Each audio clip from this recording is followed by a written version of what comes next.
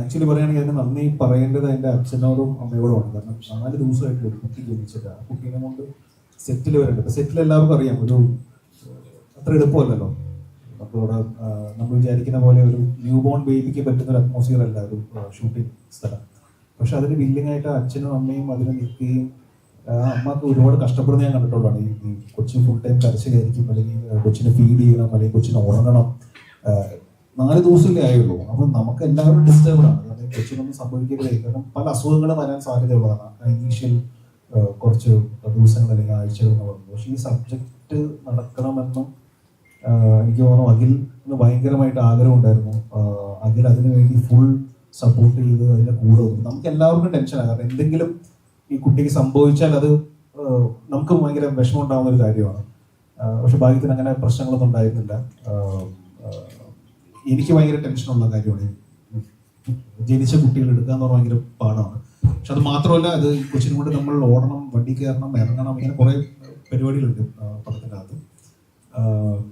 പക്ഷെ വേറെ പ്രശ്നങ്ങളൊന്നും ഇല്ലാതെ നമുക്ക് ഷൂട്ടിംഗ് തീർക്കാൻ സാധിച്ചു. അപ്പോൾ അച്ഛനോടും ആ കുട്ടിയുടെ അച്ഛനോടും അമ്മയോടും നന്ദി പറയുന്നു. നമുക്ക് ആ സിനിമ കാണുമ്പോൾ മനസ്സിലാവും അങ്ങനെ എടുക്കുന്ന ഒരു തീരുമാനം ഭയങ്കര വലിയ തീരുമാനമാണ്. ഇപ്പം ഞാനാണെങ്കിൽ ഞാൻ അങ്ങനെ തീരുമാനം എടുക്കില്ല, എനിക്ക് ഭയങ്കര പേടിയുള്ള ആളാണ്.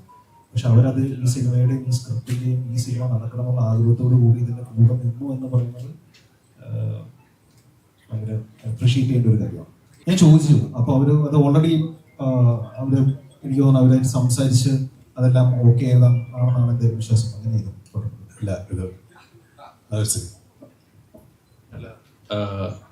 അതാണ് മാജിക് ഫ്രെയിംസ് എന്ന് പറയുന്ന കമ്പനിയുടെ ഒരു വളർച്ച. കാര്യം മാജിക് ഫ്രെയിംസിലെ നമ്മുടെ സിനിമകളിലെല്ലാം നോക്കുന്ന ആളാണ് അഖില്, സന്തോഷ്, അങ്ങനെയൊക്കെ ഉണ്ട്. അപ്പം ഈ ടാസ്ക് ആരെടുക്കും? അപ്പം അഖിലിനെ സംബന്ധിച്ച് അഖില് കുറച്ച് ജൂനിയർ ആണ്. അപ്പൊ ഇങ്ങനെ കറക്റ്റ് ആയിട്ട് ഒരു ഇത്ര ദിവസമുള്ള ഒരു കുട്ടി വരണം, അപ്പം അഭിനയിക്കണം, ഒപ്പം ഉണ്ടാവണം. അപ്പൊ ഇത് പുറത്തുനിന്നും ഇങ്ങനെ ഒരു കുട്ടീനെ കിട്ടുമോന്ന് ഡൗട്ട് ഉള്ളത് കൊണ്ടിട്ടും നമ്മുടെ ഒരു വിഷമം ഈ സ്ക്രിപ്റ്റ് ഇത് പറഞ്ഞു കഴിഞ്ഞപ്പം അഖില് പറഞ്ഞു, സാറേ ശമ്പളം കൂട്ടി തന്നാൽ അത് ഞാൻ ആ ടാസ്ക് ഏറ്റെടുക്കാം എന്ന് പറഞ്ഞു. അപ്പൊ അങ്ങനെ അഖില് അപ്പോൾ ആ ടാസ്ക് ഏറ്റെടുക്കുകയും നിവിനോടും കൃത്യമായിട്ട് പറഞ്ഞു, കൊച്ച് ഇന്ന ദിവസത്തെ ഏകദേശം ഇതാവും, അപ്പോൾ നിവിനത് കറക്റ്റായിട്ട് ഡേറ്റ് തരണം, പണി തരരുത്, ഇതെല്ലാം. അല്ലെങ്കിൽ സാധാരണ ഇതിലെ ഡേറ്റുകൾ ഇപ്പോൾ ഒക്കെ മാറിപ്പോവല്ലോ, പ്രീവിയസ് സിനിമകളുടെ എന്തെങ്കിലും ഡേറ്റ് ക്ലാഷ് കൊണ്ടിട്ടോ അങ്ങനെയൊക്കെ. അപ്പൊ അതുകൊണ്ട് അത്രയും അധ്വാനിക്കുന്ന വർഗത്തിന്റെ ഒരു ഭാഗം എന്ന നിലയിൽ അഖിലിന്റെയും വൈഫിന്റെയും ഒക്കെ ഒരു എഫേർട്ട് മൂലമാണ് ഇങ്ങനെ കൃത്യമായിട്ട് ഞങ്ങൾക്ക് ഈ കുട്ടീനെ കിട്ടുകയും കൃത്യമായിട്ട് പ്ലാൻ ചെയ്ത പോലെ തന്നെ ഷൂട്ട് നടക്കുകയും ഒപ്പിയുകയും ചെയ്തത്. ബാക്കി ഡയറക്ടർ അല്ല, അതിപ്പോ നമ്മള് 4 ദിവസം പ്രായമുള്ള കുട്ടിയെ ഷൂട്ടിങ്ങിന് തരാന്ന് പറഞ്ഞു കഴിഞ്ഞാൽ നമ്മൾ ഇനീഷ്യലി പ്ലാൻ ചെയ്യുമ്പോൾ അതത്ര വലിയ കേസല്ല. ഡെയിലി നമ്മൾ ഷൂട്ട് പോകുന്ന ഒരു ദിവസത്തിനൊക്കെ നമുക്കൊരു കുട്ടിയെ ഈസിയായി കിട്ടും. അപ്പൊ അങ്ങനെ ഈസിയായി ആലോചിച്ചതായിരുന്നു. ഒരു ലാസ്റ്റ് ഒരു 3 മാസമായിട്ട് നമുക്ക് കുട്ടിയെ കിട്ടാത്ത ഒരു അവസ്ഥ വരുമ്പോഴാണ് അഖിലിന്റെ മറ്റേ വൈഫ് പ്രസവിക്കുന്നതും. അപ്പൊ ഞങ്ങൾക്ക് അഖിലിനോട് ചോദിക്കണം എന്നുണ്ട്, പക്ഷെ എങ്ങനെ ചോദിക്കാന്ന് അറിയുന്നില്ല. അപ്പൊ അഖിലിന് ഭയങ്കര പ്രശ്നം കൊടുത്തപ്പോൾ അവസാനം അഖിൽ പറഞ്ഞു, ഇങ്ങനെ ഒരു സംഭവം നിങ്ങളൊന്ന്. അപ്പൊ ഞാൻ ചോദിച്ചു, വീട്ടിൽ ചോദിക്കും, ഫാമിലിയോട് ചോദിക്കും, അവർക്ക് ഓക്കെ ആണെങ്കിൽ നമുക്ക് നോക്കാം. കാരണം 4 ദിവസം എന്ന് പറയുമ്പോൾ ഇമ്മ്യൂണിറ്റി പോലും പ്രോപ്പർ ആയിട്ട് ഉണ്ടാവില്ല. അപ്പോൾ പറയേണ്ടത് എന്താ വെച്ച് കഴിഞ്ഞാൽ നമ്മള് ഷൂട്ട് സമയത്ത് വളരെ ആ കുട്ടിയെ ടേക്ക് കെയർ ചെയ്യാൻ വേണ്ടി വളരെ സ്പെഷ്യൽ കെയർ ആൻഡ് കൺസേൺ കൊടുത്തിട്ടാണ് അത് ഷൂട്ട് ചെയ്തത്. അതിന്റെ സേഫ്റ്റി നോക്കുന്നതും നമ്മൾ ട്രിവാൻഡ്രം ഏപ്രിൽ മെയ് എന്ന് പറയുന്നത് ഭയങ്കര വെയിലുള്ള സമയമാണ്. അപ്പോൾ വളരെ മിനിമലായിട്ട് നമ്മൾ എക്സ്പോസ് ചെയ്യുക. നമ്മൾ അഥവാ ഭയങ്കര സിൻസ് ഈ സിനിമ റോ ആയിട്ടൊരു സ്പേസിൽ ഷൂട്ട് ചെയ്യുന്നതുകൊണ്ട് കുട്ടിക്ക് അതുകൊണ്ട് ഒരു പ്രശ്നം ഉണ്ടാകുക പറയുന്ന ഒരുപാട് സ്പേസുകൾ നമ്മൾ സെറ്റ് ചെയ്യേണ്ടി വന്നു. സെറ്റ് ചെയ്ത് അതിനെ സാനിറ്റൈസ് ചെയ്ത് അങ്ങനെയായിരുന്നു കുട്ടിയെ വെച്ച് ഷൂട്ട് ചെയ്തു. സോ അതിന് എല്ലാ പ്രിക്കോഷണറി മെഷേഴ്സും നമ്മൾ മാക്സിമം ശ്രമിച്ചിട്ടുണ്ട്. എന്നാലും big thanks to Akhil and his family. കാരണം ഞാൻ പോലും ചിലപ്പോൾ എന്റെ സിനിമയ്ക്ക് എന്റെ കൊച്ചിനെ കൊടുത്തൊന്നും വരില്ല. Thanks to him. അയാളുടെ പാഷനാണ്, അയാളുടെ ഫാമിലിയെ അംഗീകരിച്ചത് വലിയൊരു കാര്യമാണ്. അല്ലെങ്കിൽ ഈ സിനിമ ഇന്നില്ല, മൂവിയില്ല. അവൻ അതിലും ബെനിഫിറ്റ് കിട്ടിയിട്ടുണ്ട്. ഇതെല്ലാം ഞാൻ ചോദിച്ചു വാങ്ങിച്ചതാണ്. കാരണം എന്താണെന്ന് വെച്ചാൽ സഞ്ജയ്, ഞാൻ എൻ്റെ ഓരോ സിനിമകളിലും ഉള്ള പേരാണ് ബോബി സഞ്ജയ്. കാരണം എനിക്കൊരു തുടക്കം തന്ന ഒരാൾ. കാര്യം ഞാൻ അദ്ദേഹം അല്ലെങ്കിൽ അവർ സ്ക്രിപ്റ്റ് റൈറ്ററായിട്ടാണ് വന്നതെങ്കിൽ പോലും മിക്ക സിനിമകളും ഞങ്ങൾ ഡിസ്കസ് ചെയ്യാറുണ്ട്. അപ്പോൾ നമ്മുടെ ഒരു കൂട്ടായ്മ വേണം എന്ന് പറഞ്ഞുകൊണ്ടിട്ടാണ് ഈ സിനിമ സംഭവിച്ചത്. പിന്നെ ഞങ്ങൾക്കിത് ഡിസംബർ അല്ലെങ്കിൽ ജനുവരി 7th ചെയ്യാൻ വേണ്ടിയിട്ടായിരുന്നു പ്ലാൻ ചെയ്തത്. അപ്പം ഞങ്ങളുടെ ഈ സിനിമയുടെ റീ റെക്കോർഡിങ്ങും അതെല്ലാം കുറച്ച് ലേറ്റായി പോയതുകൊണ്ടിട്ട് അത് ആ സമയത്ത് സംഭവിച്ചില്ല. അല്ലെങ്കിൽ ഞങ്ങൾ കുറച്ചും കൂടെ ഏർലി ആയിട്ട് ചെയ്യേണ്ട ഒരു സിനിമയായിരുന്നു. പക്ഷെ ഇത്ര വർഷം കഴിഞ്ഞിട്ട് ജനുവരിയിൽ തന്നെ ഈ സിനിമ ചെയ്യാൻ പറ്റിയതും ഞങ്ങളുടെ ഒരു വലിയൊരു സന്തോഷമാണ്. ഈ ബേബി ഗേൾ എന്ന് പറയുന്ന സിനിമ തുടങ്ങുന്നത് ശരിക്കും പറഞ്ഞാൽ ഗരുഡന്റെ സമയത്താണെന്ന് വേണേൽ പറയാം. കാരണം അരുണും ഞങ്ങളും തമ്മിൽ ഈ ഗരുഡന്റെ 1-2 സ്ക്രിപ്റ്റ് സെറ്റിങ്ങിൽ ഞാനും ഉണ്ടായിരുന്നു. അപ്പൊ ആ സമയത്ത് തന്നെ ഗരുഡൻ ഉണ്ടാകുന്നതിന് മുമ്പ് തന്നെ അരുണുമായിട്ടൊരു സിനിമ ചെയ്യണമെന്നൊരു ആഗ്രഹം തോന്നി. കാരണം ഇവിടെ ഒരു വൈബ് ഭയങ്കരമായിട്ട് ഫീൽ ചെയ്തു. അതിനുശേഷം ഗരുഡൻ കഴിഞ്ഞ് ഞങ്ങൾ പല കഥകൾ ആലോചിച്ചെങ്കിലും ഈ എല്ലാ കഥകളുടെ ഒരു പ്രശ്നം ഞങ്ങൾക്ക് തോന്നിയത് മുൻപ് കണ്ട സിനിമകളെ എവിടെയൊക്കെയോ ഓർമ്മപ്പെടുത്തുന്നു എന്ന രീതിയിലുള്ള പ്രശ്നം തോന്നിയിരുന്നു. അങ്ങനെ അല്ലാത്ത ഒരു കഥ വേണമെന്ന് ഞങ്ങൾക്ക് നിർബന്ധവും വരും. അപ്പൊ അതിനുവേണ്ടിയുള്ള ഒരു വെയിറ്റിംഗ് ആയിരുന്നു. ഒരു കഥ ഞങ്ങൾ ഓൾമോസ്റ്റ് ഫിനിഷ് ചെയ്തതിന് ശേഷം അത് വേണ്ടതൊക്കെ. ആ ഇടയ്ക്കാണ് പത്രത്തിലൊരു വാർത്ത കാണുന്നത്. ഈ വാർത്ത എന്ന് പറയുന്നത് ശരിക്കും പറഞ്ഞാൽ അതേ വാർത്ത പല സ്ഥലങ്ങളിലായി ഇതിനു മുമ്പ് കണ്ടിട്ടുണ്ട്. പക്ഷേ ഇത്തവണ ആ വാർത്ത ഒരു സിനിമയ്ക്ക് വേണ്ടി നോക്കിയപ്പോൾ ആ വാർത്തയിൽ ഒരു ഭയങ്കര പ്രത്യേകത ഉള്ളതായിട്ട് തോന്നി. ഭയങ്കര യാദൃച്ഛികമായിട്ട് അതേ സമയത്താണ് എറണാകുളത്ത് ഒരു പെർട്ടിക്കുലർ ഇൻസിഡന്റ് നടക്കുന്നത്. അപ്പൊ ഞങ്ങൾ ഇത് രണ്ടും കൂടെ മിക്സ് ചെയ്തപ്പോൾ ഒരു പുതിയ സിനിമയുണ്ട്, അല്ലെങ്കിൽ വന്നിട്ടില്ലാത്ത ഒരു സിനിമയുണ്ട് എന്ന് ഞങ്ങൾക്ക് തോന്നി. അങ്ങനെയാണ് ഞങ്ങളിത് ലിസ്റ്റിനോട് പറയുന്നത്. ശരിക്കും ലിസ്റ്റിനോട് ഞങ്ങൾ പറയുന്നത് വെറും 2 വരിയാണ്. ഈ 2 ഇൻസിഡൻസിന്റെ 2 വരിയാണ്. അവിടെ ലിസ്റ്റിന് ഞങ്ങളോട് കാണിച്ചൊരു ട്രസ്റ്റാണ് ബേബികൾ. കാരണം ആ സമയത്ത് ഈ സിനിമ ഉണ്ടായിരുന്നില്ല, ഈ 2 ഇൻസിഡൻസ് മാത്രമേ ഉണ്ടായിരുന്നുള്ളൂ. അവിടെ ലിസ്റ്റിന് ഞങ്ങളോട് ഗോ ഹെഡ് തന്നിടത്താണ് ബേബികൾ തുടങ്ങുന്നത്. തുടങ്ങിയതിന് ശേഷം ഞങ്ങൾ ഇതിനൊരു ഫസ്റ്റ് ഡ്രാഫ്റ്റ് ഉണ്ടാക്കി. ഈ ഫസ്റ്റ് ഡ്രാഫ്റ്റ് ഉണ്ടാക്കി ആ സമയത്താണ് ഞങ്ങൾക്ക് ഈ സിനിമ എന്താണെന്നും ഈ സിനിമയ്ക്ക് സാധ്യതകൾ എന്താണെന്നും ഇതിനകത്ത് മറ്റ് ഡയമെൻഷനുകൾക്ക് സാധ്യത ഉണ്ടെന്നും ഞങ്ങൾക്ക് മനസ്സിലാവുന്നത്. ആ ഫസ്റ്റ് ഡ്രാഫ്റ്റ് കഴിഞ്ഞിട്ട് ഞങ്ങൾ സെക്കൻഡ് ഡ്രാഫ്റ്റ് എത്തുന്ന സമയത്ത് ഇതിന്റെ മേക്കിംഗ് സ്റ്റൈൽ എന്തായിരിക്കണമെന്ന് കൂടി അരുണും ഞങ്ങൾ തമ്മിൽ ഡിസ്കസ് ചെയ്തു. അപ്പോൾ സെക്കൻഡ് ഡ്രാഫ്റ്റ് എഴുതുമ്പോൾ ഞങ്ങൾക്ക് കിട്ടിയ ഗുണം അതാണ്. ഇതിന്റെ ഒരു പെർട്ടിക്കുലർ മേക്കിംഗ് സ്റ്റൈൽ, അല്ലെങ്കിൽ റോ എന്ന് പറയാവുന്ന, അല്ലെങ്കിൽ വളരെ നമ്മളൊരു അൺകൺവെൻഷണൽ എഡിറ്റ് ഒക്കെ ഉള്ള ഒരു മേക്കിംഗ് സ്റ്റൈലും കൂടെ മനസ്സിൽ വെച്ചുകൊണ്ട് എഴുതിയ ഒരു സ്ക്രിപ്റ്റ് ആയിരുന്നു ബേബികൾ. അങ്ങനെയായിരുന്നു ബേബികളുടെ തുടക്കം എന്ന് വേണമെങ്കിൽ പറയാം. ജസ്റ്റ് ഒരു ഇൻട്രഡക്ഷൻ. നമസ്കാരം. ഞാൻ വന്നപ്പോൾ കുറച്ച് ലേറ്റ് ആയി പോയി. ബേബികൾ ഒരു എന്താ പറയുക, ഒരു ചേട്ടൻ പറഞ്ഞ ഒരു റോ മൂവിയാണ്. അത് ഒരു എന്താണ് പറയാ, ന്യൂ കമർ എന്നുള്ള നിലയ്ക്ക് എനിക്കതൊരു വലിയ എക്സ്പീരിയൻസ് തന്നെയായിരുന്നു. ബിക്കോസ് നോർമലി എന്താണ് ഇപ്പൊ നോർമലി ചെയ്യുന്ന പോലത്തെ ഒരു ഫിലിം ആയിരുന്നില്ല. കുറച്ച് ടഫായിരുന്നു ആ പടത്തിൽ, പ്രത്യേകിച്ച് എൻ്റെ ക്യാരക്ടർ പുൾ ഓഫ് ചെയ്യാനായിട്ട്. പിന്നെ എന്നെ ഗൈഡ് ചെയ്യാൻ അരുൺ ചേട്ടനും സഞ്ജയ് സാറും ഉണ്ടായിരുന്നതുകൊണ്ട് ഏറെക്കുറെ ചെയ്തു പോയി. പിന്നെ ലിസൺ ചേട്ടനാണ് എന്നെ ക്യാരക്ടറിൽ വിളിച്ചത്. എൻ്റെ ആദ്യത്തെ പടം കഴിഞ്ഞ് ഇമ്മീഡിയറ്റ് എന്നെ വിളിച്ചതാണ് ലിസൺ ചേട്ടൻ. എൻ്റെ ഒരുപാട് നന്ദി. അത് ഇങ്ങനത്തെ ഒരു ക്യാരക്ടർ എന്താ പറയുക എനിക്കിത് തന്നതിൽ. Thank you. എന്താ പറയുക, അതിൻ്റെ ഒരു ഗ്ലിംസ് കിട്ടിയത് വർഷങ്ങൾക്ക് ശേഷം സിനിമ ഇറങ്ങിയപ്പോഴാണ്. പക്ഷെ സർവമായി ഇറങ്ങിയപ്പോൾ അതൊരു ഭയങ്കരമായിട്ട് ആൾക്കാരത് ഓൺലൈനിൽ എഴുതുകയും സംസാരിക്കുകയും ചെയ്തപ്പോൾ അതൊരു ഇമോഷണലി ഭയങ്കര ഇതായിപ്പോയി, ഇൻസിഡൻ്റ് ആയിപ്പോയി. അപ്പോൾ എൻ്റർടൈൻമെൻറ്റ് സിനിമകൾ മാക്സിമം ചെയ്യാൻ ശ്രമിക്കാം എന്നുള്ളതാണ്. പക്ഷെ അത് നല്ല കഥ വരണം, നല്ല സ്ക്രിപ്റ്റും നല്ല ടീമെല്ലാം വരണം. അങ്ങനെ സംഭവിക്കട്ടെ. അങ്ങനെ വിജയവും പരാജയവും നമുക്ക് സ്ക്രിപ്റ്റ് സെലക്ട് ചെയ്ത് നമുക്കൊന്നും ചെയ്യാൻ പറ്റുന്ന കാര്യമില്ല. അപ്പോൾ നമ്മൾ എത്ര അടിപൊളി ടീമാണെങ്കിൽ ആ സിനിമ തിയേറ്ററിൽ വേണമെങ്കിൽ പരാജയപ്പെടാമല്ലോ. അത് പ്രേക്ഷകർ തീരുമാനിക്കുന്ന കാര്യമാണ്. നമുക്ക് കണക്ട് ആവുന്ന സിനിമകൾ ചെയ്യുക, അതൊരു എൻ്റർടൈൻമെൻറ്റ് വാല്യൂ ഉള്ള ഫ്രണ്ടിൽ വെച്ചിട്ട്, എൻ്റർടൈൻമെൻറ്റ് മാറ്റർ ഫ്രണ്ടിൽ വെച്ചിട്ട് സിനിമകൾ ചെയ്യാന്നുള്ളതാണ് ഞാനിപ്പോൾ ആലോചിക്കുന്നത്. അത് രണ്ടും ഒരേ പാത്തിൽ സഞ്ചരിക്കുന്ന സിനിമയാണ്. ട്രാഫിക് ആണെങ്കിലും ബേബികളാണെങ്കിലും. പക്ഷെ ട്രാഫിക് പോലത്തെ സിനിമയല്ല ബേബികൾ. ട്രാഫിക് കുറച്ചും കൂടി ബിഗ് സ്കെയിൽ, വലിയ ഇൻറ്റൻസ്, അങ്ങനത്തെ വേറൊരു സിനിമയാണ്. ബേബികൾ സെയിം പാത്തിലാണ്, പക്ഷെ നമുക്ക് ട്രാഫിക്കായിട്ട് കമ്പയർ ചെയ്യേണ്ടതാണ്. ബേബികൾ എന്ന് പറഞ്ഞൊരു സിനിമയായിട്ട് തന്നെ നിലനിർത്താം. പക്ഷെ ആ ഒരു മൂഡായിരിക്കും സിനിമ എന്നുള്ളതാണ് ഞാൻ വിശ്വസിക്കുന്നത്. ഞാൻ സത്യത്തിൽ ഇത് ഇവരോട് പറഞ്ഞു മടുത്ത്. കാരണം എത്രയും പെട്ടെന്ന് തീർക്കാൻ ഞാൻ പറഞ്ഞു. കാരണം അത്രയും ചെലവ് എനിക്ക് കുറഞ്ഞിരുന്നു. ഈ സിനിമ തന്നെ ഒറ്റ ദിവസം നടക്കുന്ന സിനിമയാണ്. എന്നിട്ട് പോലും ഇവർ 50 ദിവസം എടുക്കും. വിഷയം ഒരു ദിവസം നടക്കുന്നതാണെങ്കിൽ ഷൂട്ട് ചെയ്യാനായിട്ട് 50 ദിവസം എടുക്കുക. ഇത് ഒരുമിച്ചിരുന്ന് നമുക്കൊന്ന് ഡിസ്കസ് ചെയ്യുന്നു ഈ സാധനം. കാരണം ഇതേ ഡൗട്ട് എനിക്കുണ്ട്. ഞാനത് നമുക്കതൊന്ന് ഇത് കഴിയുമ്പോൾ ഡിസ്കസ് ചെയ്യാം. കാരണം ഇതൊരു രക്ഷയില്ല. കാരണം സിനിമ നമ്മള് സ്റ്റാർട്ട് ചെയ്യുമ്പോൾ ഇത് ഭയങ്കര സംഭവമാണ്. ഇത്ര ദിവസത്തിനുള്ളിൽ ഭയങ്കര പ്ലാനിങ്ങും പരിപാടിയായിട്ടാണ് വരുന്നത്. പക്ഷെ ഇത് തുടങ്ങിക്കഴിയുമ്പോൾ ഇതിന്റെ പ്ലാൻ എല്ലാം തെറ്റിപ്പോവാം. അപ്പോൾ ഇത് ഒരു 60 ദിവസം പ്ലാൻ ചെയ്ത സംഭവം ചിലപ്പോൾ ഇതൊരു 75 ദിവസം പോകും, അല്ലെങ്കിൽ 80 ദിവസം പോകും. അത് പല സിനിമകളിലും നടക്കാറുണ്ട്. പിന്നെ ഈ ചില ഐഡിയാസ് ഇപ്പോൾ സ്പോട്ടിലായിരിക്കും ഇവർ ഡെവലപ്പ് ചെയ്യുന്നത്. അപ്പൊ അങ്ങനെയുള്ള കാര്യങ്ങളൊക്കെ സംഭവിക്കുമ്പോഴാണ് ഷൂട്ടിംഗ് ഡേയ്സ് കൂടി പോകുന്നത്. പിന്നെ അങ്ങനെ വരുമ്പോഴാണല്ലോ ബഡ്ജറ്റും കൂടുന്നത്. അപ്പൊ ഹൈ ബഡ്ജറ്റ് സിനിമ എന്ന് കാണിക്കണമെങ്കിൽ കുറച്ചുകൂടെ ഷൂട്ട് ചെയ്താലേ പറ്റുള്ളൂ എന്നാണ് അവരുടെയൊക്കെ ഒരു ധാരണ. ഇപ്പൊ പഴയ പോലെ അല്ലെ?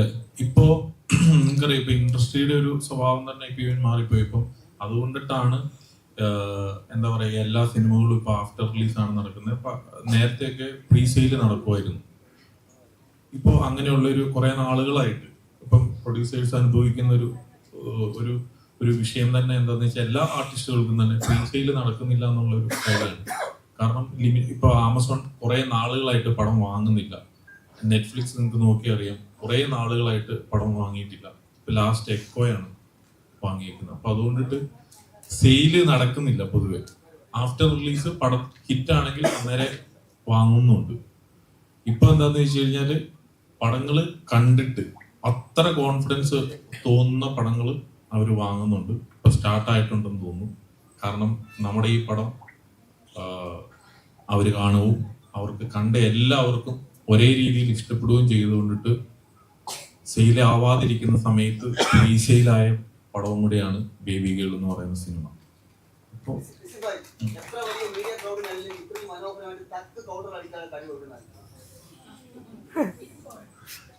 എനിക്കറിയില്ല അത് എന്താണ് അതിന്റെ കാരണം എന്ന് സത്യം പറഞ്ഞാൽ എനിക്കറിയില്ല. അത് അങ്ങനെയാണ് അതിന്റെ രീതി എന്നാണ് തോന്നുന്നത്. പക്ഷെ ഞങ്ങൾക്ക് അതിനുള്ള ഭാഗ്യം ഉണ്ടായി എന്നുള്ളതാണ് അതിന്റെ സത്യം. അത് എന്തുകൊണ്ടാണ് അത് എന്നുള്ളത് അറിയില്ല. പക്ഷെ നേരത്തെ താങ്കൾ ചോദിച്ച ചോദ്യം വളരെ പ്രസക്തമാണ്. അതിന് ലിസ്റ്റിനോട് ചോദിച്ച ചോദ്യത്തിന് 15 ദിവസം കൊണ്ടൊരു സിനിമ തീരുമാനിരുന്നല്ലോ, ഇപ്പൊ എന്താണ് 50-60 എടുക്കുന്നതെന്ന് ചോദിച്ചല്ലോ ശശി സാറിനെ പോലുള്ളവരും ഒക്കെ. എനിക്ക് തോന്നുന്ന ഒരു കാര്യം, അന്ന് അതായത് 80കളിലാണ് താങ്കൾ പറയുന്ന ഈ സംഭവം അല്ലെ. 80കളിലൊക്കെ 15-20 ദിവസം കൊണ്ടായിരുന്നു സിനിമ തീർന്നിരുന്നത്. അന്ന് നമ്മളുടെ കോമ്പറ്റീഷൻ നമ്മളുടെ ലാംഗ്വേജ് സിനിമകളുമായിട്ട് തന്നെയായിരുന്നു. ഇത്രത്തോളം നമ്മൾ ഇന്റർനാഷണൽ സിനിമയോട് എക്സ്പോസ്ഡ് അല്ലായിരുന്നു. അന്നും ഇന്റർനാഷണൽ സിനിമ എടുത്തിരുന്നത് 100-150 ദിവസമാണ് ഷൂട്ട് ചെയ്യാൻ. അപ്പോൾ നമ്മൾ 15 ദിവസം എടുത്തിരുന്നുള്ളൂ. പക്ഷെ നമുക്ക് കാരണം കോമ്പറ്റീഷൻ ഇല്ലായിരുന്നു. ഇപ്പോ നമ്മുടെ ഓഡിയൻസ് വളരെ പ്രബുദ്ധരാകുകയും അവർ ഇന്റർനാഷണലി ഒരുപാട് എക്സ്പോസ്ഡ് ആകുകയും ചെയ്യുമ്പോൾ നമുക്ക് കമ്പീറ്റ് ചെയ്യേണ്ടി വരുന്നത് ഈ 100 ദിവസം 120 ദിവസം ഷൂട്ട് ചെയ്ത സിനിമകളുമായിട്ടാണ്. അപ്പോൾ അത്തരത്തിലുള്ള ഒരു പെർഫെക്ഷനും എക്സ്പെർട്ടീസും ഓഡിയൻസ് നമ്മുടെ സിനിമകളിൽ നിന്ന് എക്സ്പെക്ട് ചെയ്യാൻ തുടങ്ങി. അപ്പോൾ ആ പെർഫെക്ഷന് വേണ്ടി പഴയതിനേക്കാൾ കൂടുതൽ നമുക്കൊന്ന് ബുദ്ധിമുട്ടേണ്ട ഒരു അവസ്ഥ വന്നതുകൊണ്ടാണ് ഈ പറയുന്ന ദിവസങ്ങൾ കൂടുന്നതും അത്തരത്തിലുള്ള ചില കാര്യങ്ങൾ ഉണ്ടാകുന്നതും. പിന്നെ ഈ പേരിന്റെ കാര്യം പറഞ്ഞാൽ സത്യമായിട്ടും എനിക്ക് അറിയില്ല അത് എന്താണ് അങ്ങനെ ഒരു കാര്യം എന്നുള്ളത് എനിക്കറിയില്ല. സിനിമയുടെ അടിത്തറ ഒരു തിരക്കഥ നന്നായെന്ന് വിചാരിക്കുക. എന്റെ സംവിധാനം നല്ലതല്ല എങ്കിൽ ആ തിരക്കഥ കൊണ്ട് ഒരു പ്രയോജനമില്ല. ഇനി സംവിധാനം നന്നായാൽ എന്റെ നടീനടന്മാരെ നന്നായില്ലെങ്കിൽ പ്രയോജനം ഉണ്ടായില്ല. അപ്പൊ അടിത്തറ എന്നുള്ളത് മാത്രം പറയാമെങ്കിലും ഒരു തിരക്കഥ സിനിമ ആകണമെങ്കിൽ ഇവരെല്ലാരും വേണം. ഒരു തിരക്കഥ സിനിമ ആയില്ലെങ്കിൽ ഇറ്റ് ഇസ് ഡെഡ്. അതുകൊണ്ട് ഒരു പ്രയോജനമില്ല. അപ്പോൾ ഒരുപാട് പേര് കൂടുന്ന ഒരു കൊലാബറേഷൻ ആയിട്ടാണ് ഞാൻ സിനിമയെ കാണുന്നത്. തിരക്കഥയാണ് ഏറ്റവും പ്രധാനം എന്നുള്ളതല്ല, ഒരു തിരക്കഥയെ ഇവരെല്ലാരും കൂടെ മികച്ചതാക്കുന്നതാണ് എന്ന് വിശ്വസിക്കാനാണ് എനിക്കിഷ്ടം.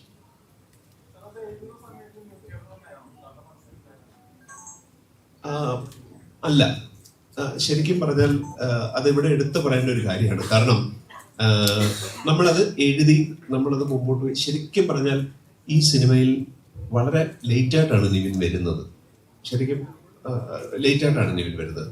അപ്പൊ നിവിൻ ഇത് ചെയ്യോ ഇല്ലയോ എന്നുള്ളതിനെ പറ്റി ഞങ്ങൾക്ക് ഭയങ്കരമായ സംശയം ഉണ്ടായിരുന്നു. കാരണം നിവിനെ പോലുള്ള ആക്ടറോട് അങ്ങനെ ഒരു ലാസ്റ്റ് മിനിറ്റ് ഇത് പോയി പറയുമ്പോൾ അതെന്തായി തീരുമെന്നുള്ളത് സംശയം ഉണ്ടായിരുന്നു. പക്ഷേ മുൻപ് സിനിമ ചെയ്തിട്ടുള്ളതിന്റെ ഒരു സ്വാതന്ത്ര്യമൊക്കെ ഉപയോഗിച്ചാണ് ചെന്നത്. ഇതിപ്പോ ഞങ്ങള് സംഗീതിനോടും ലിജോയോടും അഭിമന്യുവിനോടും ഒക്കെ കഥ പറയുമ്പോൾ ഞങ്ങൾ ആദ്യം പറഞ്ഞിരുന്ന ഫുൾ കഥയാണ്. പക്ഷെ നിവിനോട് ഞങ്ങൾ പ്രസന്റ് ചെയ്തത് ഫുൾ സ്ക്രീൻ പ്ലേ ആണ്, 100% ആയിട്ടുള്ള ഒരു സ്ക്രീൻ പ്ലേ ആണ്. അപ്പോൾ ഞങ്ങൾക്കൊരു 50% ആണ് വിചാരിച്ചത്. നിവിന് പ്രത്യേകിച്ച് ഈ ഒരു കുറച്ച് ഡിലേ ആയിട്ടുള്ള ഒരു കാര്യമായതുകൊണ്ട്. പക്ഷെ നിവിൻ അത് ചെയ്യാമെന്ന് സമ്മതിക്കുകയായിരുന്നു. നിവിൻ എന്ന് ചെയ്യാമെന്ന് സമ്മതിച്ചതിന്റെ ഒരു റീസൺ ഈ കഴിഞ്ഞ ദിവസങ്ങളിൽ സംസാരിച്ചപ്പോൾ നിവിൻ പറഞ്ഞൊരു വാചകത്തിലായിരുന്നു ഇതിലുണ്ടായിരുന്നത്. Because I'm a father എന്നാണ്. ഞാനൊരു അച്ഛനായതുകൊണ്ട് കൂടിയാണ് ഞാൻ ഈ സിനിമ ചെയ്തതെന്നാണ്. അപ്പോ അക്കാര്യത്തിൽ നിവിൻ ഞങ്ങൾക്ക് തന്ന സപ്പോർട്ട് ചെറുതല്ല. ഈ സിനിമയുടെ ഭാഗമാകണം എനിക്ക് എന്നുള്ള രീതിയിലാണ് നിവിൻ ഇതിലേക്ക് വരുന്നത്. അല്ല, അതായത് എനിക്ക് ഞാൻ നേരത്തെ പറഞ്ഞല്ലോ, ഇതിന്റെ കഥയാണ് ഇതിന്റെ മെയിൻ താരം. അപ്പോൾ ആ കഥ കേട്ടപ്പോൾ ഇതിന്റെ ഭാഗമാവണല്ലോ എന്ന് എനിക്ക് തോന്നി. ഒറ്റ റീസണാണ്. പിന്നെ ഇത് ഞാൻ നേരത്തെ പറഞ്ഞ പോലെ ഇത് കുട്ടികളുടെ കഥയാണ്. അപ്പോൾ എനിക്കത് ഞാൻ വളരെ പേഴ്സണലായിട്ട് കാണുന്ന ഒരു ഫാക്ടറാണ്. അപ്പോൾ ഞാനൊരു അച്ഛനായതുകൊണ്ട് എനിക്കത് കറക്റ്റായിട്ട് മനസ്സിലാവും ഇതിന്റെ റീസൺ. അപ്പോൾ എനിക്ക് തോന്നുന്നു കുട്ടികൾ ഇഷ്ടമുള്ള, അല്ലെങ്കിൽ ഇപ്പോൾ സത്യം പറയുകയാണെങ്കിൽ നമ്മളെല്ലാവരും ഇന്ന് ഇവിടെ ഇരിക്കുന്നതിന് ഒരു റീസൺ ഉണ്ട്. ആ റീസണാണ് ഈ സിനിമ പറയാൻ ഉദ്ദേശിക്കുന്നത്. ബേസിക്കലി അത് നിങ്ങൾക്ക് സിനിമ കഴിയുമ്പോൾ, അല്ലെങ്കിൽ അതിന്റെ ക്ലൈമാക്സ് കഴിയുമ്പോൾ മനസ്സിലാവും എന്താണ് ഈ സിനിമ പറയാൻ ഉദ്ദേശിക്കുന്നത്. അപ്പൊ അതൊരു പറയപ്പെടേണ്ട സിനിമയാണ്. അതിന്റെ ഭാഗമാവാൻ എനിക്ക് തോന്നി. അപ്പൊ ഞാനത് യെസ് പറഞ്ഞു. ആക്ച്വലി സാധാരണ ഞാൻ എഡിറ്റ് ഒക്കെ ചെയ്യുന്നതുകൊണ്ട് തന്നെ സിനിമയിൽ അഭിനയിക്കുമ്പോൾ എൻ്റെ ടെക്നീഷ്യൻസ് എന്നെ എപ്പോഴും ചീത്ത പറയാറുണ്ട്, നീ കുറച്ചും കൂടി ക്യാമറ നോക്കി ചെയ്യും, നീ എഡിറ്റർ അല്ലേ. ഞാൻ ചെയ്തുകൊണ്ടിരിക്കുമ്പോൾ നമ്മൾ ആക്ഷൻ്റെ കട്ടിൻ്റെ ഇടയിൽ നമുക്ക് അഭിനയം മാത്രം ചെയ്യാനുള്ള കോൺഫിഡൻസിലേക്ക് എത്തിയിട്ടുള്ളൂ. എപ്പോഴും വേറെ ബാക്കി ടെക്നിക്കാലിറ്റികളിലേക്ക് എത്താൻ പറ്റിയിട്ടില്ല, അതിലേക്കുള്ള എക്സ്പീരിയൻസോ കോൺഫിഡൻസോ എത്തിയിട്ടില്ല. പക്ഷെ ഈ സിനിമ അത് ബ്രേക്ക് ആയ ഒരു സിനിമയാണ്. കാരണം ഇത് കുറച്ചും കൂടി റോ പരിപാടികൾ ഉണ്ടായിരുന്നു ഞങ്ങളുടെ ഏരിയയിൽ. അതുകൊണ്ട് തന്നെ കാറ് ഹാൻഡിൽ ചെയ്യണം, കാറിൽ ക്യാമറ റിഗ്ഡാണ്, കുഞ്ഞ് ഭയങ്കര വലിയൊരു ഫാക്ടറാണ്. അതിപ്പോൾ റോഡാണെങ്കിലും അല്ലെങ്കിലും കുഞ്ഞ് നമ്മളുടെ അടുത്ത് നിൽക്കുമ്പോൾ ഇവരുടെ പാരൻസ് ഒരു കുഞ്ഞ് ഏറ്റവും അവരുടെ ഒരു 10 മാസത്തെ കാത്തിരിപ്പാണ് അവരുടെ കൈകളിലേക്ക് എത്തിയിട്ട് ആ ട്രസ്റ്റാണ് അവർ നമ്മളുടെ കയ്യിലേക്ക് തരുന്നത്. അപ്പോൾ അത് ഭയങ്കര റെസ്പോൺസിബിലിറ്റി ആയിരുന്നു ഞങ്ങൾക്ക് രണ്ടുപേർക്കും. പ്രത്യേകിച്ചും കുട്ടികളൊന്നും എടുത്തിട്ടും എനിക്കൊന്നും ശീലം ഉണ്ടായിരുന്നില്ല. അപ്പൊ കുഞ്ഞിനെ അത്രയും നമ്മൾ പൊന്നിപ്പൊരുതിയാണ് കൊണ്ടുനടന്നിരുന്നത് എല്ലാ സമയത്തും, ടേക്ക് കെയർ ചെയ്ത്. അപ്പൊ അതിൻ്റെതായിട്ടുള്ള എല്ലാ പ്രഷറും ആ സമയത്ത് ഉണ്ടായിരുന്നു. പെർഫോം ചെയ്യുകയും ഇത് ഹാൻഡിൽ ചെയ്യുകയും ചെയ്യാന്ന് പറയുന്നത് ഓൾസോ ബാക്കിയുള്ള എല്ലാം എനിക്ക് കുറച്ചും കൂടി, ഇപ്പൊ കോമഡി ആണെങ്കിലും ഒക്കെ കുറച്ച് നമുക്ക് ചെയ്ത് എവിടേക്കോ ഒന്ന് സെറ്റ് ആയിട്ടുണ്ടായിരുന്നു. പക്ഷെ ഇത് ക്യാരക്ടർ വൈസും വേറൊരു പരിപാടി ചെയ്യുന്നു. അപ്പൊ എനിക്കാണെങ്കിൽ പ്രശ്നമായിരുന്നു. സംഗീത് പറഞ്ഞ പോലെ തന്നെ ഞാനും അങ്ങനെ കുഞ്ഞുങ്ങളുമായിട്ട് ഒരുപാട് ഇടപഴകുന്ന ഒരു വ്യക്തിയല്ല. അതുകൊണ്ട് നല്ല പേടിയുണ്ടായിരുന്നു. കാരണം ഇത്രയും ചെറിയ കുഞ്ഞാണ്. ഞങ്ങൾക്ക് രണ്ടുപേർക്കും കുഞ്ഞിനെ അങ്ങനെ എടുത്ത് വലിയ ശീലമില്ല. പക്ഷെ ഈ സിനിമയിൽ കുറേ സീൻസിൽ ഞങ്ങളുടെ കയ്യിൽ കുഞ്ഞുണ്ടാവണം. അപ്പം അങ്ങനെയൊക്കെ വരുമ്പോൾ അതിൻ്റെ പേടിയുണ്ടായിരുന്നു. നമ്മൾ കാരണം ഒരു ചെറിയ പോറൽ പോലും ഉണ്ടാവരുത് എന്നുള്ള ടെൻഷൻ ഉണ്ടായിരുന്നു. അതേപോലെ നമ്മൾ ടേക്കിന് നിൽക്കുന്നതിന് മുന്നേ കുഞ്ഞ് കരയാണെങ്കിൽ കുഞ്ഞിനെ ഒന്ന് കംഫർട്ടബിൾ ആക്കിയിട്ട് നമ്മൾ ടേക്കിലേക്ക് പോകേണ്ടി വരും. അപ്പം അങ്ങനെയുള്ള കാര്യങ്ങളിലൊക്കെ ചെറിയ പേടിയുണ്ടായിരുന്നു, പ്രഷർ ഉണ്ടായിരുന്നു. വേറൊരു എക്സ്പീരിയൻസ് ആയിരുന്നു. എന്തായാലും വലിയ കുഴപ്പങ്ങളില്ലാതെ ചെയ്യാൻ പറ്റി ഉണ്ടെന്നാണ് ഞങ്ങൾ വിശ്വസിക്കുന്നത്. പ്രേക്ഷകൻ എങ്ങനെ തന്നെ തോന്നണം എന്നുള്ളതാണ് ഞങ്ങളുടെ പ്രാർത്ഥന. ഇന്റർവെല്ലില് ഒരു ചെറിയൊരു സസ്പെൻസ് ഉണ്ടെന്ന് തന്നെയാണ് ഞങ്ങൾ വിശ്വസിക്കുന്നത്. പക്ഷെ നിവിൻ നേരത്തെ പറഞ്ഞതുപോലെ ട്രാഫിക്കും ഇത് തമ്മിൽ കമ്പയർ ചെയ്യാതിരിക്കുകയാണ് നല്ലത് തോന്നുന്നു. രണ്ടും രണ്ട് സിനിമയാണ്. ഇത് കൂടുതലും ഒരു ഫാമിലി ത്രില്ലർ എന്ന് പ്രകടനപ്പെടുത്താവുന്ന സിനിമയാണ്. ട്രാഫിക് മറ്റൊരു സിനിമയാണ്. പക്ഷെ അഗൈൻ ചോദ്യത്തിന് ഉത്തരം ചെറിയൊരു സസ്പെൻസ് ഉണ്ടെന്ന് തന്നെ ഞങ്ങൾ വിശ്വസിക്കുന്നു. അത് മാത്രമല്ല, ഞാൻ ആഡ് ചെയ്യണം, സഞ്ജയന്റെ കൂടെ വർക്ക് ചെയ്യുന്ന സമയത്ത് ഈ സ്ക്രിപ്റ്റ് പുള്ളി എഴുതുമ്പോൾ ട്രാഫിക് ആ സമയത്ത് എത്രത്തോളം അഡ്വാൻസ്ഡ് ആയിട്ടുള്ള സ്ക്രിപ്റ്റ് ആണോ, ഐ ബിലീവ് ബേബികൾ ഓൾസോ പുള്ളി ചെയ്തിരിക്കുന്നത് ഈ സമയത്ത് വളരെ അപ്ഡേറ്റഡ് ആയിട്ടും ഒരുപക്ഷെ ചിലപ്പോൾ കുറച്ചുകൂടി അഡ്വാൻസ്ഡ് ആയിട്ടുള്ള സ്റ്റൈൽ ഓഫ് റൈറ്റിംഗ് ആണ് സഞ്ജയുടെ ടീം ചെയ്തിരിക്കുന്നത്. സോ ഐ തിങ്ക് ട്രാഫിക്കിന്റെ ഇമ്പാക്ട് എനിക്ക് അന്നത്തെ ഇമ്പാക്ട് അറിയില്ല. പക്ഷെ ഇന്ന് ഈ സ്ക്രിപ്റ്റ് അത്യാവശ്യം പുള്ളി ബിൽഡ് ചെയ്ത് തന്നെയാണ് ഡിഫറെന്റ് ആയിട്ടുള്ള ഒരു ഫോർമാറ്റിൽ കറന്റിൽ വർക്ക് ചെയ്യുന്ന ഒരു സംഭവത്തിൽ എല്ലാവർക്കും റീച്ച് ആവുന്ന ഒരു പരിപാടിയായിട്ടാണ് പുള്ളി വെച്ചിരിക്കുന്നത്. അല്ല, നമ്മളിപ്പോ ഒരു സിനിമ ചെയ്യണമെങ്കിൽ ഒരു 1.5 കൊല്ലം ഒരു സിനിമയുടെ പിന്നാലെ നമ്മൾ ട്രാവൽ ചെയ്ത് പോകണം. അപ്പോൾ ഒരു 1.5 കൊല്ലം നമ്മൾ ആ സിനിമ ട്രാവൽ ചെയ്യണമെങ്കിൽ നമുക്ക് ആ സിനിമയുടെ സബ്ജക്റ്റിനോട് ഒരു ഭയങ്കര ലൈക്കിംഗ് ഉണ്ടാവണം. നമ്മൾ ഒരുപാട് സെറ്റ്ബാക്സ് ഫേസ് ചെയ്തിട്ടാണ് ഒരു ഡയറക്ടർ എന്ന രീതിയിൽ. നമ്മൾ എല്ലാ സ്റ്റേജിലും ചിലപ്പോൾ എനിക്കെന്നല്ല any director for that matter അല്ലെങ്കിൽ ഒരു പ്രൊഡക്ഷൻ വരുമ്പോൾ തന്നെ ഒരുപാട് സെറ്റ്ബാക്സ് ഫേസ് ചെയ്തിട്ടാണ് നമ്മൾ ട്രാവൽ ചെയ്ത് അത് മീറ്റ് ചെയ്താണ് നമ്മളൊരു സിനിമയിലേക്ക് വരുന്നത്. ഫസ്റ്റ് സിനിമ എന്നല്ല, എല്ലാ സിനിമയും ഈക്വലി ചാലഞ്ചിങ് ആണ്. അപ്പൊ ആ ചാലഞ്ച് ഈ 1.5 ഇയേഴ്സ് നമ്മൾ കവർ ചെയ്യണമെങ്കിൽ നമ്മൾ വളരെ ഇഷ്ടപ്പെടുന്നത് നമുക്ക് പാഷനറ്റ് ആയിട്ട് തോന്നുന്ന സാധനങ്ങൾ ചെയ്യുമ്പോഴാണ് നമുക്ക് അതിലൂടെ ഫൈറ്റ് ചെയ്ത് നിൽക്കാൻ തോന്നുന്നത്. സോ അങ്ങനത്തെ ഒരു സബ്ജക്റ്റ് ആണ് ഞാൻ സെർച്ച് ചെയ്ത് അങ്ങനെയാണ് ബേബി ഗേൾ എന്ന് പറഞ്ഞൊരു സാധനം കിട്ടിയത്. സോ റീഇൻവെന്റ് ചെയ്യാന്നുള്ളത് വളരെ ഇമ്പോർട്ടന്റ് ആണ്, എസ്പെഷ്യലി ഇന്നത്തെ ഒരു ജനറേഷൻ വെച്ച്. നമ്മൾ I think every 3 or 4 months trends മാറിക്കൊണ്ടിരിക്കുകയാണ്. പുതിയ സിനിമ വരുമ്പോൾ പുതിയ പരിപാടികൾ വന്നുകൊണ്ടിരിക്കുകയാണ്. സോ നമ്മൾ വളരെ അലേർട്ടായിട്ട് ആ ട്രെൻഡ്സിനോട് കീപ്പ് ചെയ്യാൻ കൂടി ശ്രമിക്കണം. നമ്മൾ വളരെ കംഫർട്ടബിൾ ആയിട്ടുള്ള ഒരു സ്പേസിൽ നിന്ന് കഴിഞ്ഞാൽ I don't think we are making anything as an artist. So ഞാൻ മാത്രമല്ല, അതൊക്കെ പഠിക്കുന്നത് സഞ്ജുവിനെ പോലുള്ള റൈറ്റേഴ്സ് ഒക്കെയാണ്. അവരൊരിക്കലും അവർ ചെയ്ത സാധനങ്ങൾ റിപ്പീറ്റ് ചെയ്തിട്ടില്ല. അതുപോലെ തന്നെ ട്രാഫിക്കിന്റെ റെപ്പറ്റീഷൻ അല്ല ഇത് കംപ്ലീറ്റ്ലി ഡിഫറെന്റ് ആയിട്ടുള്ള ഒരു ഫിലിമാണ്. സോ നമ്മൾ ആസ് എൻ ആർട്ടിസ്റ്റ് നമ്മളിപ്പോൾ സ്ട്രഗിൾ ചെയ്ത് ഇവിടെ എത്തുകയാണെങ്കിൽ നമ്മൾ അടുത്ത സാധനം നമ്മളെ ഗ്രോ ചെയ്യാനുള്ള ഒരു സാധനം കൂടി ചെയ്യണമെന്ന് ഞാൻ ബിലീവ് ചെയ്തു. സോ ബേബി ഗേൾ അതിനുള്ള ഒരു പോസിബിലിറ്റി ഉണ്ടായിരുന്നു, അതുകൊണ്ടാണ്. പൊന്മാനിൽ അത്ര വലിയ ദുഃഖപുത്രിയൊന്നും എന്നാലും കുറെ കരഞ്ഞായിരുന്നു. ഇല്ല, അതിൽ കുറവാണ്. ഇല്ല, ഞാൻ കണ്ടതാ പടം, ഞാൻ കണ്ടതാ. അതിലെവിടെ അവസാനം മാത്രമേ ഉള്ളൂ കുറച്ച് കരഞ്ഞിട്ടുള്ളൂ. ഹസ്ബൻഡിന്റെ ആ ഒരു സംഭവത്തിൽ കരഞ്ഞിട്ടുള്ളൂ പടം. ഇല്ല, ഇത് എനിക്ക് വരുന്ന ക്യാരക്ടേഴ്സിന് ഞാൻ ചൂസ് ചെയ്യുന്നു എന്നുള്ളതേ ഉള്ളൂ. അതിൽ എനിക്ക് പെർഫോം ചെയ്യാൻ സ്പേസ് ഉള്ള ക്യാരക്ടേഴ്സ് ആണ് നോക്കുന്നത്. അതിലെല്ലാം അങ്ങനെ കരച്ച് ടൈപ്പ് കാസ്റ്റ് ആയി പോകുന്ന ഒരു പേടിയുണ്ടോ? ഇല്ല, കാരണം വേറെ വേറെ ജോണസിലുള്ള ക്യാരക്ടേഴ്സ് ചെയ്യുന്നുണ്ട്, അതുകൊണ്ട് അങ്ങനത്തെ പേടി. നിവിച്ചേട്ടാ അല്ലാതെ എനിക്ക് തോന്നുന്നു എല്ലാ നടന്മാരും എല്ലാ നടിമാരും എല്ലാ ടെക്നീഷ്യൻസ് സിനിമയിലൂടെ എല്ലാവരും കടന്നു പോകുന്ന ഒരു ഫേസാണ്. ഒരു കേട്ടറിഞ്ഞങ്ങളിലൂടെയായിരിക്കും കടന്നു പോകുക. അപ്പോൾ എനിക്ക് ഉയർച്ച ഉണ്ടായിട്ടുണ്ട്, താഴ്ച ഉണ്ടായിട്ടുണ്ട്. അത് നല്ലതാണെന്നാണ് ഞാൻ മനസ്സിലാക്കുന്നത്. നമുക്കൊരു പ്രശ്നങ്ങൾ വരുമ്പോൾ അല്ലെങ്കിൽ ആ സമയത്ത് നമുക്ക് എന്തൊക്കെ ചെയ്യാൻ പറ്റും, എന്താണ് അതിന് പഠിക്കാൻ പറ്റുക, എന്താണ് നമുക്കത് ഇമ്പ്രൂവ് ചെയ്യാൻ പറ്റേണ്ടത്, ഇതെല്ലാമാണ് ഞാൻ ചിന്തിച്ചുകൊണ്ടിരുന്നത്. ചിലപ്പോൾ സ്ക്രിപ്റ്റ് സെലക്ട് ചെയ്യുന്നതാണോ അല്ലെങ്കിൽ ടീം സെലക്ട് ചെയ്യുന്നതാണോ, അങ്ങനെ പല പല വിഷയങ്ങൾ അതിനകത്ത് വരാം. സർവമായ ദൈവാനുഗ്രഹം കൊണ്ട് അത് പ്രേക്ഷകർ ഏറ്റെടുത്തു. നമ്മൾ ഇത്രയും വലിയ വിജയമാണെന്ന് വിചാരിച്ച സിനിമയൊന്നല്ല സർവമായ. പക്ഷെ അതിൻ്റെ ഒരു റൈറ്റിങ്ങിൻ്റെ ക്വാളിറ്റിയും അതിൻ്റെ ഒരു മേക്കിംഗ് ക്വാളിറ്റിയും എല്ലാം പ്രേക്ഷകർക്ക് കണക്റ്റായി, അവർക്ക് ഇമോഷണലി ആ സിനിമ കണക്റ്റായി എന്നുള്ളതാണ് ആ സിനിമയുടെ വിജയം. അത് വിജയിച്ചപ്പോൾ സത്യം പറഞ്ഞാൽ ഭയങ്കര സന്തോഷം തോന്നിയിരുന്നു. അപ്പം അത് കഴിഞ്ഞ് നമ്മൾ ബേബി ഗേൾ ഇറങ്ങുകയാണ്. അപ്പം ഈ സിനിമയും വിജയിക്കട്ടെ എന്ന് തന്നെയാണ് ഞാൻ ആഗ്രഹിക്കുന്നത്. പക്ഷേ വിജയപരാജയങ്ങൾ നമ്മൾ എഫക്ട് ചെയ്യാത്തൊരവസ്ഥയിലെത്തി എന്നുള്ളതാണ് സർവമായ കഴിഞ്ഞപ്പോൾ ഞാൻ മനസ്സിലാക്കി. നമുക്ക് കിട്ടുന്ന സക്സസ് പോലെയാണ്. തീർച്ചയായിട്ടും അതെല്ലാം നമ്മുടെ മനസ്സിൽ നിന്ന് നമ്മൾ ചെയ്യേണ്ട ഒരു കാര്യമാണ്. അല്ലാതെ എൻ്റെ ഡയറക്ടറിനോട് പറഞ്ഞിട്ടോ ചോദിച്ചിട്ടൊന്നുമല്ല. നമ്മൾ അടുത്ത വീണ്ടും വീണ്ടും അതിനായിട്ട്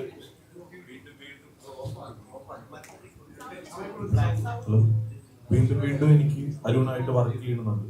കാരണം അരുൺ നമ്മളുമായിട്ട് നമ്മുടെ ഒരു ബ്രദർ പോലെയാണ്, ഒരു ഫ്രണ്ട് പോലെയാണ് നമ്മൾ ചെയ്യുന്നത്. അതുകൊണ്ടിട്ടാണ് തീർച്ചയായിട്ടും അരുണായിട്ട് നമ്മൾ വർക്ക് ചെയ്യണമെന്ന് ആഗ്രഹിക്കുന്നത്. അപ്പൊ അതുകൊണ്ട് സക്സസ് വരുമ്പോൾ തീർച്ചയായിട്ടും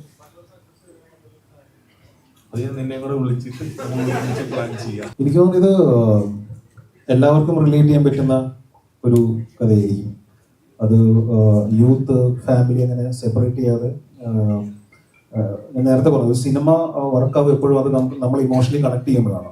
അപ്പോൾ ഒരു ഹ്യൂമൻ ബീയിങ് എന്നുള്ള രീതിയിൽ ഈ സിനിമ എല്ലാവരെയും കണക്ട് ചെയ്യും എന്നുള്ളതാണ് ഞാൻ വിശ്വസിക്കുന്നത്. അതിന് പ്രായപരിധിയോ അല്ലെങ്കിൽ പ്രായ വിഷയങ്ങളൊന്നുമില്ല. ഒരു നല്ല ഹ്യൂമൻ ബീയിങ് ആണെങ്കിൽ ഈ സിനിമ കണക്ട് ആവുമെന്നാണ് എൻ്റെ വിശ്വാസം. അഗെയിൻ അത് നമ്മുടെ അടുത്ത് വന്ന് കഥ നരേറ്റ് ചെയ്യുമ്പോൾ ആ സമയത്ത് നമുക്ക് തോന്നുന്ന ഒരു ഇൻഡ്യൂഷനാണ് അല്ലേ. ഫാർമ ചെയ്തതിൻ്റെയും റീസൺ ഇത് ഇങ്ങനെയൊക്കെ ഇതിന്റെ പിന്നിലുണ്ടോ എന്നുള്ള ഒരു തോന്നൽ തോന്നിയത് അപ്പോഴാണ്. അതും കുട്ടികളുടെ കഥ പറയുന്ന സിനിമ, ഒരു വെബ് സീരീസ് ആയിരുന്നു. അപ്പൊ അതെനിക്ക് ചെയ്യണമെന്ന് തോന്നി. കാരണം ഇങ്ങനെ ഒരു ഏരിയ ഇതിനകത്ത് ഉണ്ട്, അപ്പൊ എല്ലാവരും സൂക്ഷിച്ചാൽ നല്ലത് എന്നുള്ള ഒരു മെസ്സേജ് അല്ലെങ്കിൽ ഒരു കോസ് ആ വെബ് സീരീസിന്റെ പിന്നിലുണ്ട്. അതുകൊണ്ടാണ് ഞാൻ ഫാർമ ചെയ്തത്. ബേബി ഗേൾ ചെയ്തതിനും അതിന്റെ പിന്നിൽ ഒരു റീസൺ ഉണ്ട്. നമ്മൾ ഈ സിനിമയിലുള്ള സംസാരിക്കുന്നത് ഒരു കോസും ഉണ്ട്. അതാണ് reason. പോലീസുകാരെ പിടിച്ചാലോ? ഓൾറെഡി കുറച്ച് സിനിമകൾ ഇങ്ങനെ ലൈനപ്പിലുള്ളതുണ്ട്. അതിൽ തന്നെ ഈ പറഞ്ഞ എന്നെ ഇതുവരെ കണ്ട് ഇഷ്ടപ്പെട്ട അതേ ജോണറിലുള്ള സിനിമകളാണ് ഇപ്പൊ നിവിൻ ചാണ്ടിയുടെ കൂടെ ചെയ്തുകൊണ്ടിരിക്കുക. ഞങ്ങൾ ഇന്നലെ അഭിനയിച്ച് ആറുമേലൊക്കെ അഭിനയിച്ചിട്ട് വരികയാണ്. അപ്പോൾ അതുണ്ട്. പിന്നെ ഞാനും അമിതയും കൂടി ഉള്ളൊരു സിനിമയുണ്ട്, ആഷിഖ് ഉസ്മാൻ പ്രൊഡക്ഷനിൽ ഡിനോയ് ഡയറക്റ്റ് ചെയ്യുന്ന സിനിമ.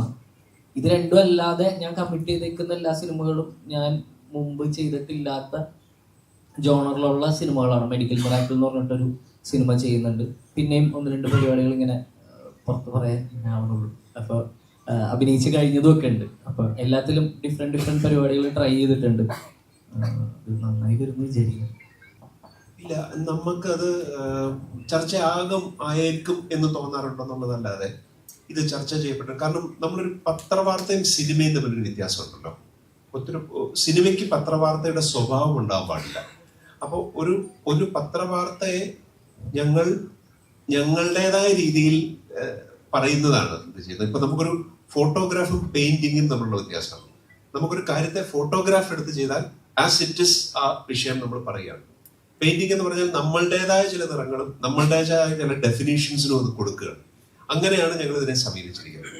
കാരണം ആ പത്രവാർത്തയേക്കാൾ ഉപരി ഞങ്ങളെ ആകർഷിക്കുന്നത് അതിന്റെ പിന്നിലുള്ള മനുഷ്യര് ഗോത്രൂ ചെയ്ത വികാരങ്ങളെയാണ്.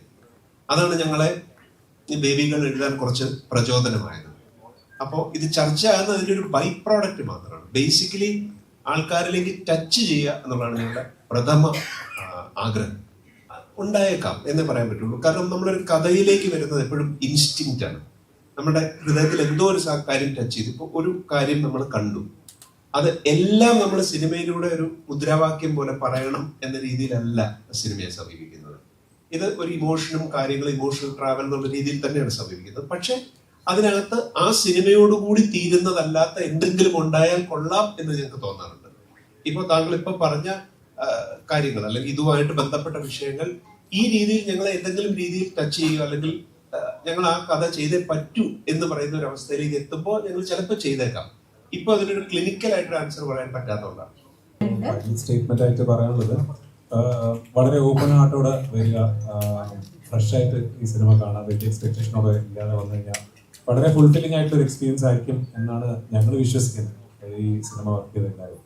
സോ ഓവർവെൽമിംഗ് ആയിട്ടുള്ള ഒരു എക്സ്പീരിയൻസ് ആയിരിക്കും, ഫുൾഫില്ലിംഗ് ആയിട്ടുള്ള ഒരു എക്സ്പീരിയൻസ് ആയിരിക്കും. എല്ലാവർക്കും കണക്ട് ചെയ്യാൻ പറ്റാവുന്ന, ഫാമിലി ആയിട്ട് വരാൻ പറ്റാവുന്ന, ഫ്രണ്ട്സ് ആയിട്ട് വരാൻ പറ്റാവുന്ന, എല്ലാവർക്കും അവരുടേതായ ചെറിയ ചെറിയ പാർട്സ് അവർക്ക് കണക്ട് ചെയ്യാൻ പറ്റാവുന്ന ഒരു സിനിമ കൂടിയാണ്. സോ കാണണം, വിജയിപ്പിക്കണം. എല്ലാവരുടെയും സപ്പോർട്ട് ഉണ്ടാവും. Thank you.